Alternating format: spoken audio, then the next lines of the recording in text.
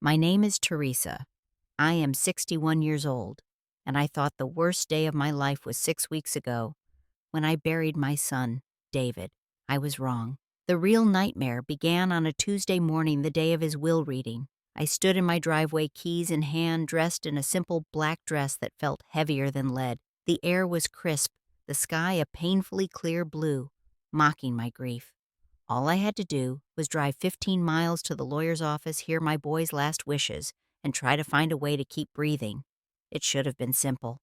But as I reached for the car door, I saw my neighbor Arthur, a man of 70, who moved with the calm slowness of old oaks, suddenly running across our two lawns. He was not just hurrying. He was sprinting, his face a mask of pure terror, his hands waving wildly as if trying to bat away death itself. "Theresa, don't you get in that car!" he shouted, his voice cracking with a fear I had never heard in him before. He skidded to a halt, gasping for breath, and clutched my arm. His next words froze the blood in my veins. "Listen to me. You cannot go. Not until you know. Your daughter-in-law, Chloe, I saw something last night. I think she did something to it." He pointed a trembling finger at my sedan. "To your brakes." Before I share with you what I found and how a quiet observation from a retired mechanic unraveled a web of lies so deep it threatened to steal my son's memory and everything he left behind, I want to know where you are in this moment. Are you listening from your own quiet street, perhaps looking out at your neighbors, wondering who you can truly trust? If stories about family betrayal and finding strength when you are at your weakest speak to you, please consider liking this video and subscribing to this channel. Your support means I can keep sharing these truths. The house felt too large after my husband Gerald passed 5 years ago. The silence had a texture to it, thick and soft like dust on forgotten furniture. David was my anchor to the world, my only child. He was 35, a software engineer with a laugh that could shake the windows. He had his father's thoughtful eyes and my stubborn chin. He was brilliant, kind to a fault, and possessed a trusting nature that I always worried was too generous for this world. He married Chloe 4 years ago. At first, she was a whirlwind of charm. She remembered birthdays, brought over elaborate meals, and called me Mom in a voice that sounded like honey. But over time, the honey thickened, turned sticky. I noticed how her smile never quite reached her eyes when she looked at me. Conversations became a series of subtle corrections. "Oh, David doesn't like that anymore," she would say about his favorite childhood food. Or, "We're thinking of a quieter vacation spot, just us, to really connect." I felt myself being gently but firmly edited out of the picture. David's death was a blunt force trauma to my soul. A single car accident on a winding mountain road called Ridgeline Pass. Late at night, coming home from a work conference. The police said it was rainy, the road slick. They said he might have been tired, maybe distracted. They found no evidence of another vehicle. It was labeled a tragic accident. I had to accept it. What choice did I have? The not knowing the finality of it was a chamber I was locked inside. Arthur, my neighbor, has lived next door for 25 years. A retired master mechanic, he lost his wife Eleanor around the same time I lost Gerald. We became friends in that quiet, understanding way of people who have loved and lost. We shared tomatoes from our gardens. He'd plow my driveway in winter without being asked, and we'd sometimes sit on his porch at dusk, not talking much, just watching the fireflies. He was a man of few words, but each one was considered. He noticed things. The way a bird built its nest, the specific knock of a healthy engine, the change in the wind. 3 days after the funeral, Chloe came over. She said she wanted to help sort through David's old things he kept in my spare room, which he used as an office when he worked from my place. She was efficient cold almost. She zeroed in on a file box labeled David, old tax, projects. Her fingers were quick, nervous. "You wouldn't understand this stuff, Mom," she said, not looking at me. "It's all tech and financial jargon." "I'll handle it." A cold finger traced my spine. That box held his early startup paperwork, his first stock plans. It felt less like help and more like a scavenger hunt. Then the call about the will. 2 days ago. Chloe's voice was flat professional. "The reading is at 10 a.m. Tuesday at Bernard and Associates." David wanted everything to be clear. He was so thoughtful, making sure everyone was taken care of properly. The way she said everyone felt exclusive. The way she said properly felt like a threat. I hung up and felt a dread that had nothing to do with fresh grief. It was the dread of something hidden, something about to crack open.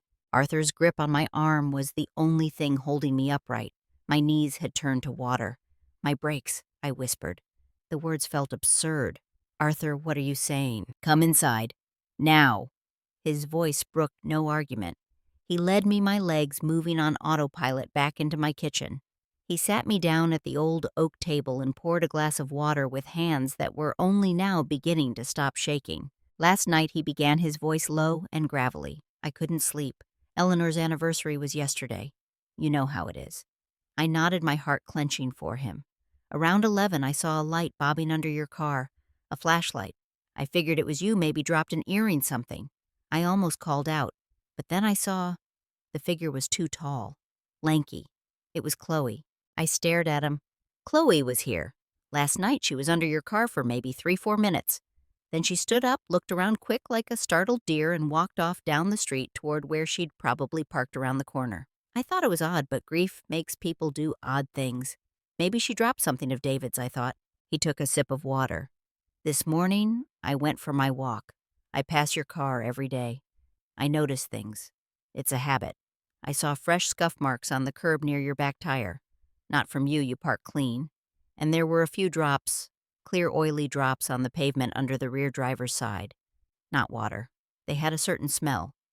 Brake fluid. My mind was reeling. Couldn't it be a leak? A coincidence? Arthur looked at me, his pale blue eyes serious.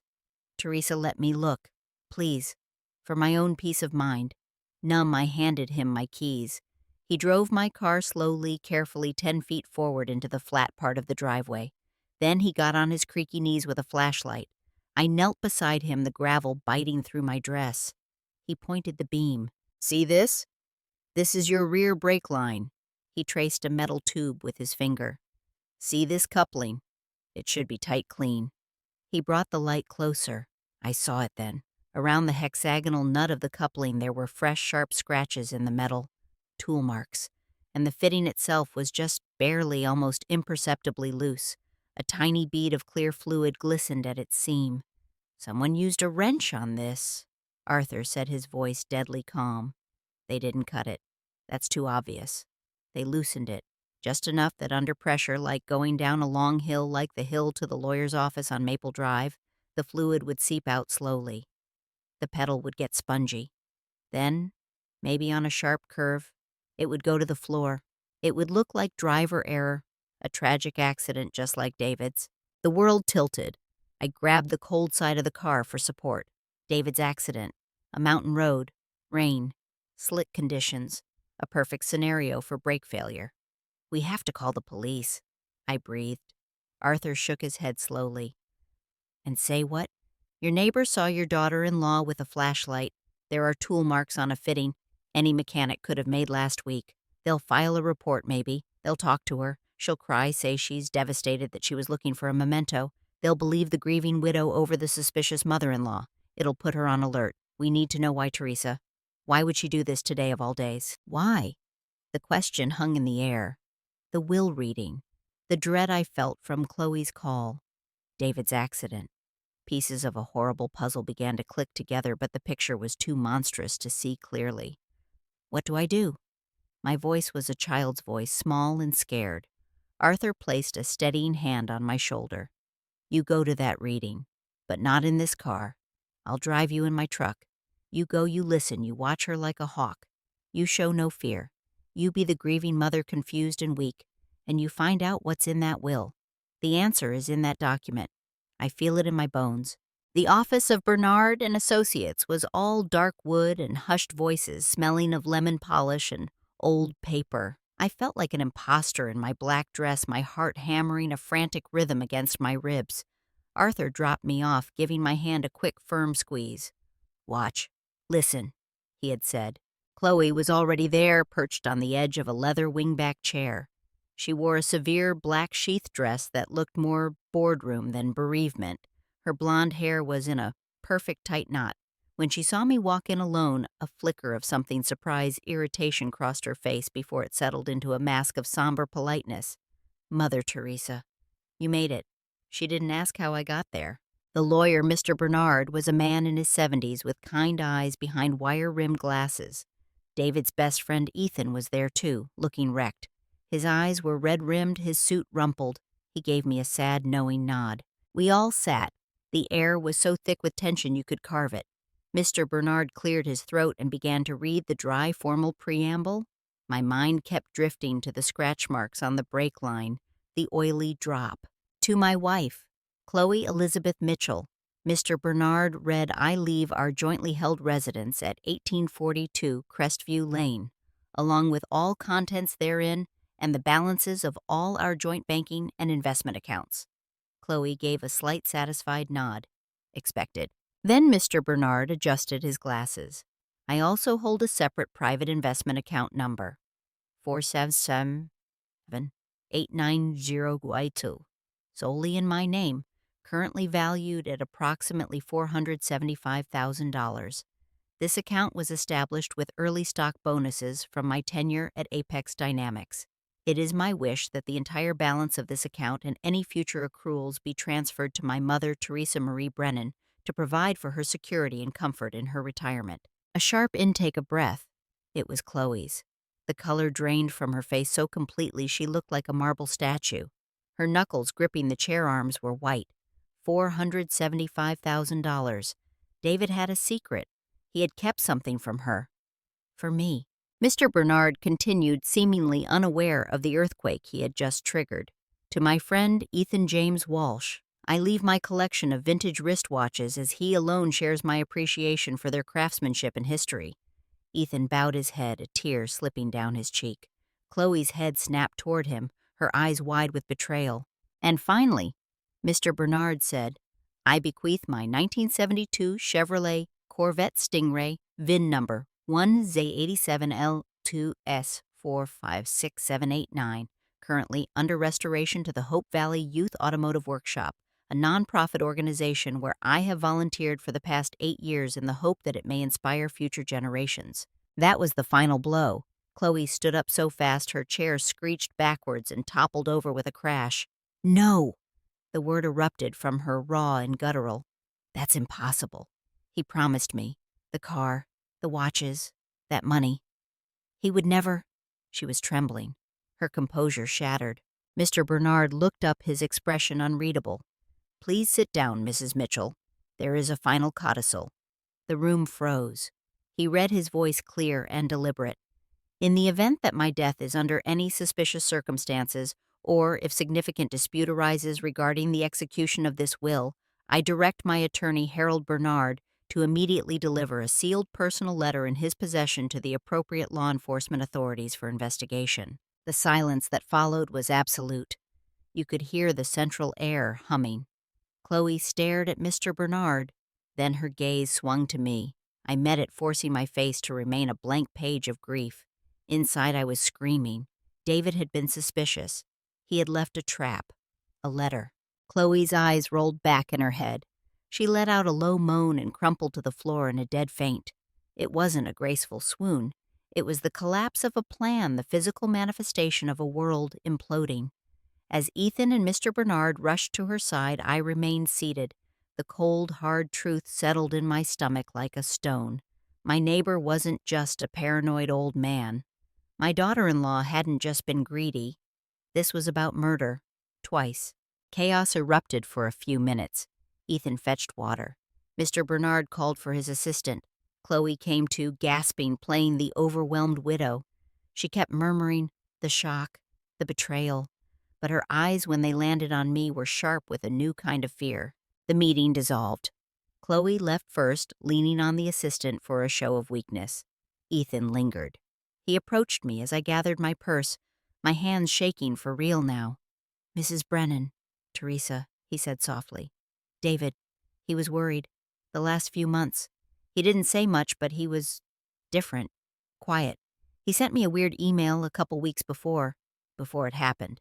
Said if anything ever looked off about his passing, I should check the backup laptop in his locker at work.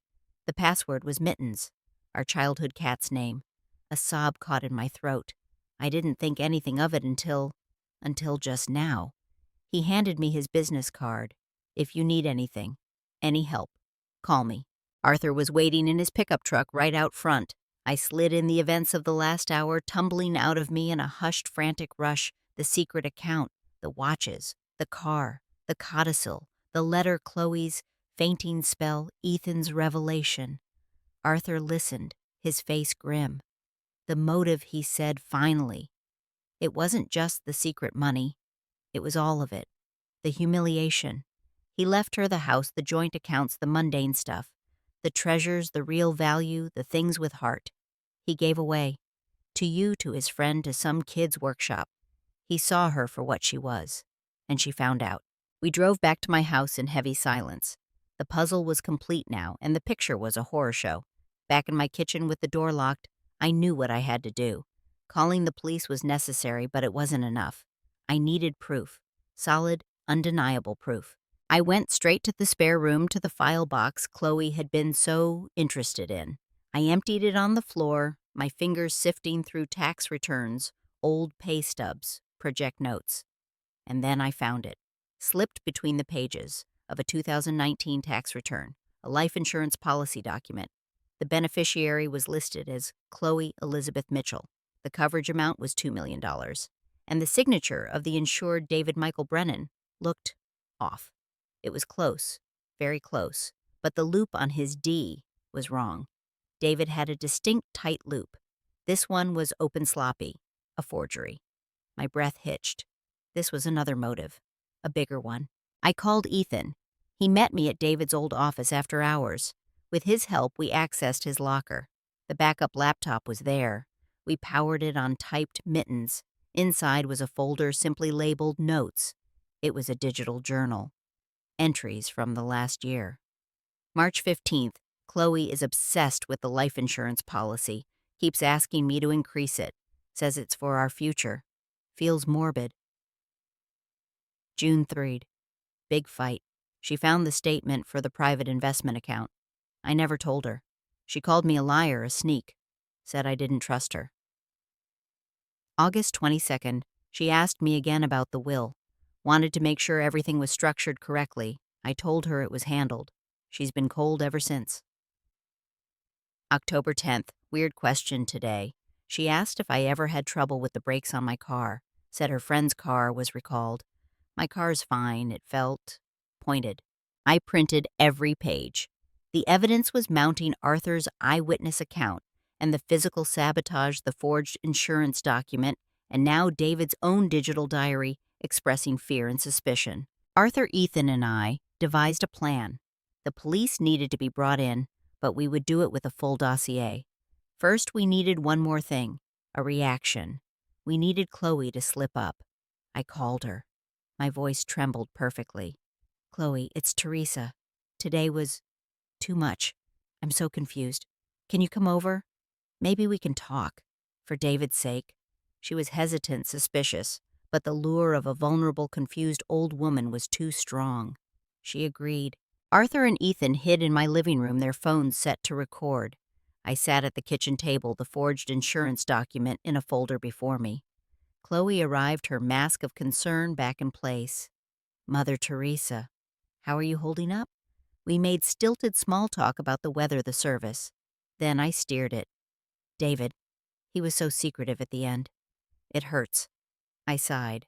I found something in his old papers. I don't understand it. I slid the insurance document across the table. She picked it up. I watched her face. She didn't look confused. She looked caught. Her eyes scanned the page, the fake signature, and for a split second pure panic flashed across her features before she slammed it shut with control. This is just standard policy stuff, Mom. From when we bought the house. But the signature, I said weakly. David was stressed when he signed it. It looks different. You're imagining things. Her voice was sharp, dismissive. I pushed further, playing my part. And my car. Arthur said he saw you looking at it. Did David say something was wrong with it? I'm so scared to drive now. That did it. The mention of the car of Arthur, seeing her, broke her composure. Her face contorted from false sympathy to naked rage. That old man should mind his own business, she snapped. Then she leaned forward, her voice a venomous hiss. And you always came first. Call your mother, David. Help your mother, David. What does your mother think, David? He was weak. A mama's boy. That money was ours, mine. He promised me a life, and he gave it to you. He gave his precious toys to his stupid friend in some charity case. She was spitting the words now, years of resentment boiling over. He should have listened to me. Everything was perfect until he. She stopped abruptly, her hand flying to her mouth. Her eyes went wide with the realization of what she had just said, what she had almost admitted. The silence in the kitchen was louder than her screams. She stood up, chair scraping her face, pale again. I have to go. She fled without another word, leaving the forged document on the table. From the living room, Arthur and Ethan emerged. Ethan stopped the recording on his phone. We all looked at each other. We had it.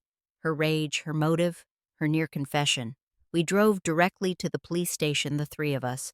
We presented everything in a calm, orderly fashion, Arthur's statement, and the photos of my brake line, the forged insurance policy, the printed pages from David's journal, and the audio recording of Chloe's outburst. We gave them Ethan's name as a witness to David's state of mind. We told them about the codicil and the letter with Mr. Bernard. It was enough to open a major investigation. The police moved quickly. They impounded what was left of David's wrecked car from the impound lot for re-examination. They brought Chloe in for questioning. They retrieved the sealed letter from Mr. Bernard. I was not allowed to read the letter, but the detective, a weary-looking man named Inspector Morales, summarized it for me. David wrote that he feared for his safety. He detailed Chloe's obsession with money, her fury over the hidden account, her pressing questions about his will and his car. He wrote, if I die in an accident, especially a car accident, please look at Chloe. I don't think I'm being paranoid. He provided the account number for the secret investment fund. He ended with, take care of my mom. It was the final heartbreaking piece. Faced with the mountain of circumstantial evidence and the forensic match of the tool marks on David's ruined brake lines to a wrench found in her garage, Chloe's defense crumbled. Through her lawyer, she admitted to forging the insurance document in an attempt to secure the money after his death. She admitted to sabotaging David's brakes weeks before his accident in a fit of anger after a fight about the money to scare him. She insisted she had no idea they were still faulty the night he died, that it was a tragic coincidence. But the timeline and the evidence painted a different picture, a calculated act of malice that had horrifying, perhaps intentional consequences. She was charged with the attempted murder of Theresa Brennan for my car forgery fraud, and they reopened David's case as a potential homicide.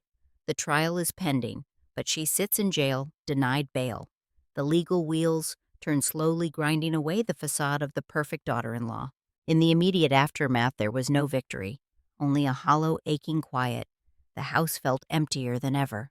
The loss of David was now compounded by the grotesque truth of how he might have died. I would sit in his old chair in the spare room now, just a room again, and feel a sadness so vast it had no bottom. Arthur became my anchor, not in a romantic way, but in the way of two old ships who've weathered the same storm. He'd come over every afternoon at 4. We'd drink tea. He wouldn't ask how I was. He'd talk about the robins building a nest or the funny noise his truck was making. His steady, mundane presence was a balm. He was living proof that life, ordinary life, still went on. Ethan started visiting, too. He brought photo albums. I'd never seen pictures of David at work retreats, dressed silly for Halloween, at the office teaching a kid at the youth workshop how to hold a wrench. He shared stories of David's bad puns, his terrible taste in pizza toppings, his fierce loyalty to his friends. Slowly, piece by piece, Ethan helped me rebuild the memory of my son. Not the victim, but the man. The good, kind, funny man Chloe had tried to erase. Using the money from David's secret account felt wrong at first. It was blood money tainted by all that had happened. Then I remembered David's words for her security and comfort, and I remembered the youth workshop. I contacted them. With the help of a financial advisor, I set up the David Brennan Memorial Fund. It would provide scholarships for tools classes and internships for kids who loved engines and electronics but couldn't afford the path. The director cried when I told him. I didn't. I felt a strange, solid feeling. It was the first brick in a new foundation. Clearing out David's things from my house was a ritual of pain. Each shirt, each book was a goodbye. But I did it myself slowly. I kept a few treasures: his favorite flannel shirt, a childhood drawing, the first motherboard he ever tinkered with. The rest I donated with care. It wasn't about erasing him. It was about making space to remember him without the constant piercing stab of his physical absence. I started taking walks again, not to escape, but to feel the sun on my face. I planted new flowers in the garden, bold, bright sunflowers David always liked. I began to understand that healing wasn't about forgetting the pain or the betrayal. It was about building a life alongside it. The first lesson was this: trust your instincts. That cold dread I felt around Chloe, the unease I dismissed as a mother's jealousy, it was a warning bell. I learned to listen to the quiet voice inside, the one that knows long before the mind admits it. It has been a year now. The sunflowers are taller than I am. The legal proceedings drag on, a distant thundercloud on my horizon, but it no longer fills my every thought. I live in the same house, but it feels different, lighter. The silence is no longer an enemy. Sometimes it's a companion. Arthur and I still have our 4 o'clock teas. Sometimes we play cards. We talk about our spouses, about Gerald and Eleanor with fondness and a quiet ache that has softened with time. We are friends. It is a simple, profound thing. On the anniversary of David's death, I didn't go to the cemetery. I went to the Hope Valley Youth Automotive Workshop. They had a small dedication for the new tool bench purchased with the fund. A shy 16-year-old girl named Lila showed me the engine she was rebuilding. Her hands were smudged with grease, her eyes bright with focus. She said, "Ms. Brennan, your son's fund made this possible.